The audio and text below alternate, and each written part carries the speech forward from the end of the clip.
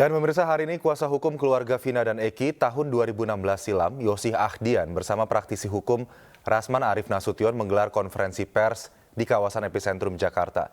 Ia menegaskan bahwa kuasa hukum Vina dan Eki belum dicabut kuasanya sejak 2016. Di samping membantu pihak kepolisian, juga mendorong pihak kejaksaan untuk juga memantau kasus ini. Begitu juga dengan pengadilan, karena ini sudah berjalan dari proses penyidikan sampai penuntutan sampai dengan putusan. Artinya instrumen penegakan hukum Indonesia terhadap 2 orang warga negara Indonesia yang meninggal tidak wajar ini sudah berjalan.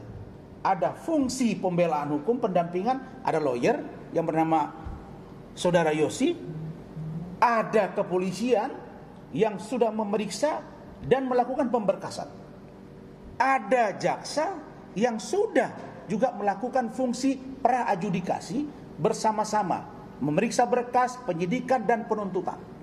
Dan ada hakim yang telah memutus perkara ini, bahkan ingkrah. Artinya sudah berkekuatan hukum tetap. Jadi posisi ini harus saya jelaskan bahwa sebagai seorang praktisi, posisi saya juga adalah hari ini sebagai kuasa hukum dari saudara Yosih. Kenapa beliau butuh kuasa hukum? Pertama, Yosih mengatakan kepada saya, "Bang, saya ingin meluruskan. Karena ada banyak penjelasan dari orang-orang yang sekarang menjadi pengacara, apakah pengacara Vina, yang sekarang belum ada pengacara Eki, belum ya. Kemudian dari pengacaranya Saka, dari pengacaranya Peggy, yang menurut penjelasan saudara Yosih banyak yang harus diluruskan. Dan kalau itu dibiarkan, dia akan berimplikasi makin rumit, runyam. Dan karena itu kita cinta Indonesia, maka kita ingin meluruskan ini.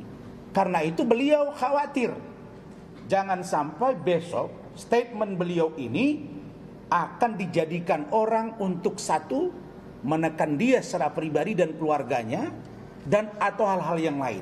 Maka beliau bilang, "Bang, saya tolong fasilitasi untuk saya preskon, dan saya juga minta abang sebagai kuasa hukum saya." Begitu Adinda ya? Betul ya, ini fakta nih. Jangan kejadian kayak yang kemarin-kemarin gitu. Oke. Berikutnya, saudara-saudara, bahwa penjelasan setelah disampaikan oleh saudara atau Adinda Yosih ini, saya akan coba nanti mempertajam untuk substansinya bisa lebih membantu keterangan dari Adinda Yosih. Dan saya percaya hari ini Bapak Presiden, Pak Jokowi, Bapak Wakil Presiden, Pak Kapolri, Pak Jaksa Agung, sampai para hakim Mahkamah Agung pasti menyaksikan kasus ini. Apalagi ada perintah sudah dari Bapak Presiden, usut sampai tuntas. Itu poin pertama yang akan dijelaskan oleh saudara Yosih. Poin yang kedua, sesuai dengan undangan saya akan menjelaskan tentang benar nggak sih keterlibatan anak jenderal. Ini kami lakukan berdasarkan penelusuran. Wajar dong saya melakukan penelusuran, karena saya praktisi hukum, saya punya tim, dan saya sering diminta pendapat oleh media.